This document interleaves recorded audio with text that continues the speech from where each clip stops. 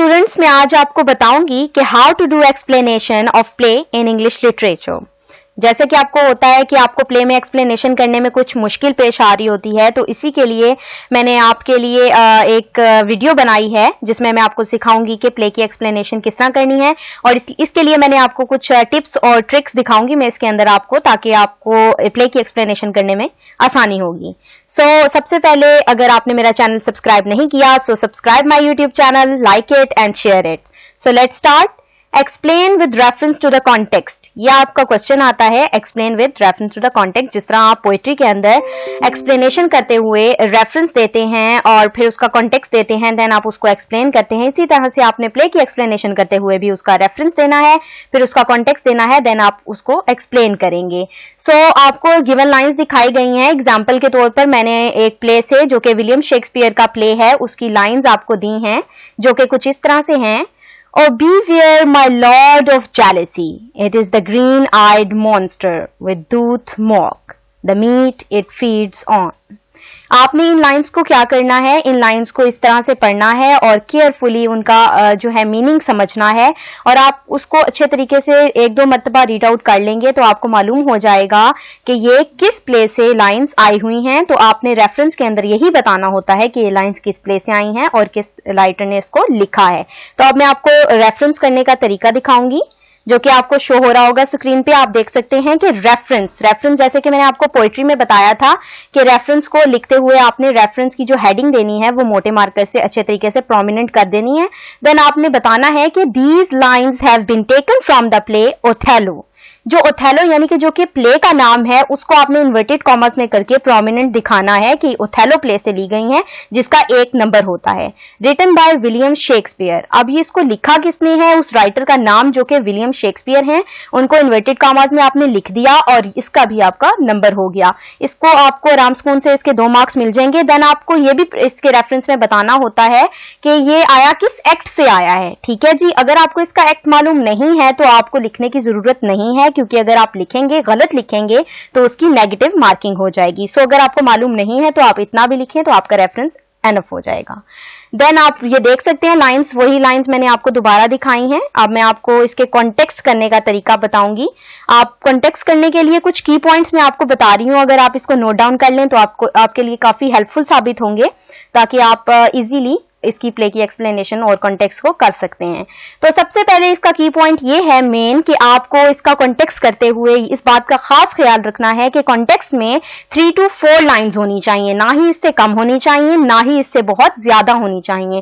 तो आप लोगों को अपनी जैसे कि दरिया को कूजे में बंद करके 3 to 4 लाइंस का कॉन्टेक्स्ट देना है, मगर इसका कॉन्टेक्स्ट जरा पोएट्री की निस्बत थोड़ा मुख्तलिफ होता है। जैसे कि आप देख सकते हैं कि आपको सबसे पहले इसमें यह बताना होता है कि गिवन लाइंस किसने कही हैं और किस कैरेक्टर को कही हैं, कि these lines are spoken by which character. ठीक है जी। जैसे कि आपको ये लाइंस मैं दिखा रही हूं कि ये लाइंस हैं विलियम शेक्सपियर के प्ले ओथेलो से ली गई हैं, जो कि अयागो ने बोली हैं, जो कि इसका विलन कैरेक्टर है। ठीक है, विलन है वो इसमें अयागो जो है, और अयागो ने ये लाइंस ओथेलो को बोली हैं। तो इसी तरह आप बताएंगे कि these lines are spoken by Iago to Othello, और सिचुएशन क्या चल रही है ये भी आपने उनको बताना है कि आया कौन सी सिचुएशन चल रही है, क्या उनके दरमियान कोई झगड़ा हो रहा है, या फिर कोई हंसी मजाक वाली उनके दरमियान कोई गुफ्तगू चल रही है, या फिर किस किस्म की सिचुएशन है, ये भी आपने उसी के लाइन के अंदर आपने बताना है कि ये लाइन अयागो ने ओथेलो को कही और उस वक्त ये सिचुएशन चल रही थी।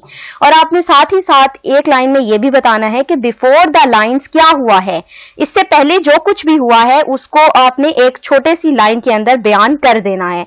उसके बाद आपने आफ्टर द लाइंस क्या हुआ, यानी कि जो गिवन लाइंस हैं उनके बाद क्या हुआ है, ये चीज बतानी है। जस्ट आपका इतना सा इसमें आपने कॉन्टेक्स्ट लिखना होता है और इंशाल्लाह आपको इजीली बहुत अच्छे मार्क्स आप गेन कर सकते हैं इसके अंदर। ठीक हो गया। ये आपके कॉन्टेक्स्ट के की पॉइंट्स हैं, आप इसको नोट डाउन कर लें और ये आपको बहुत हेल्पफुल साबित होंगी। देन आप इसकी तरफ आते हैं एक्सप्लेनेशन की तरफ। एक्सप्लेनेशन करने का भी मेथड जरा इसका थोड़ा सा डिफरेंट होता है। जैसे कि आपको सबसे पहले एक्सप्लेनेशन करने में इस बात का खुसूसी ख्याल रखना है कि आपकी एक्सप्लेनेशन 1.5 पेज की होनी चाहिए। 1.5 पेज से ज्यादा भी हो सकती है आपकी, मगर आपकी कम से कम 1.5 पेज की होगी तो ये बहुत अच्छा होगा। ठीक हो गया। और दूसरे नंबर पे मैं आपको बता दूं इस बात का कि एक्सप्लेनेशन ऑलवेज आपने जो है वो प्रेजेंट टेंस के अंदर ही लिखनी होती है। क्योंकि एक तो इसका फायदा ये है कि आप प्रेजेंट टेंस में लिखेंगे तो आपको काफी इजी हो जाता है, मुश्किल पेश नहीं आती है लिखने में, क्योंकि प्रेजेंट टेंस सबसे ज्यादा इजी होता है। प्रेजेंट इंडेफिनिट में आप लिख लें तो काफी ज्यादा बेहतर हो जाएगा। अगर आप पास्ट में लिखेंगे तो एक तो आपकी गलतियों के इम्कानात बहुत ज्यादा होंगे और वो अच्छी चीज भी नहीं होगी। तो आपने इनडायरेक्ट स्पीच भी इसमें इस्तेमाल करनी है। इनडायरेक्ट स्पीच इस तरह से होगी कि अगर मैं आपको लाइंस बताती हूं कि O beware of my lord, आप अगर ये अयागो कह रहे हैं ओथेलो को कि माई लॉर्ड बी वेयर, ठीक है जी, माई लॉर्ड वो बोल रहे हैं, आपने माई नहीं लगाना, ना ही आई लगाना है, आपने कहना है द अयागो सेज हिज लॉर्ड, ठीक है, हिज आपने लगाना है, आई या माई नहीं लगाना, ये आपकी हो जाएगी इनडायरेक्ट स्पीच। ठीक हो गया। उसके बाद आपने करना क्या है कि सबसे पहले आपने एक्सप्लेनेशन करते हुए ये चीज करनी है कि जिस तरह आप उर्दू में मफहूम करते होते थे तशरीह की, उसी तरह से आपने सिंपल इंग्लिश में इसका मफहूम ही बयान करना है। सिंपल इंग्लिश में आपने उन्हीं लाइंस जो गिवन लाइंस आपको दी गई हैं उसकी सिंपल इंग्लिश में उसको लिखें आप।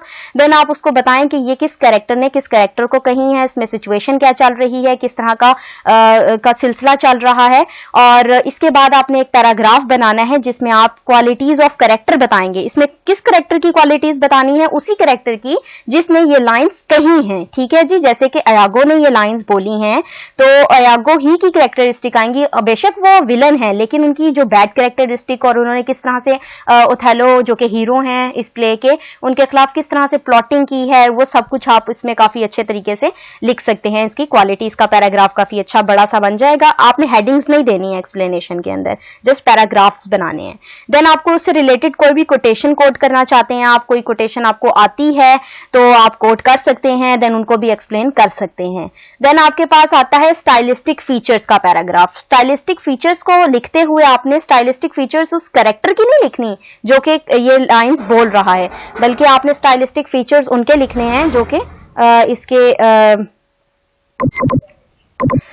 स्टाइलिस्टिक फीचर्स आपने उनके बताने होते हैं जो इनके राइटर हैं। जैसे कि विलियम शेक्सपियर के आपको स्टाइलिस्टिक फीचर बताने हैं कि उन्होंने अपने प्ले के अंदर कौन सी टोन इस्तेमाल की है, कौन कौन सी स्टाइलिस्टिक चीजें इस्तेमाल की हैं, कि कैरेक्टर को बनाने में कौन कौन सी खूबियां उनकी दिखाई गई हैं, ये आपने स्टाइलिस्टिक फीचर के अंदर दिखा देनी है। तो आपकी एक्सप्लेनेशन इंशाल्लाह बहुत अच्छी हो जाएगी और आप अच्छे मार्क्स गेन कर सकेंगे।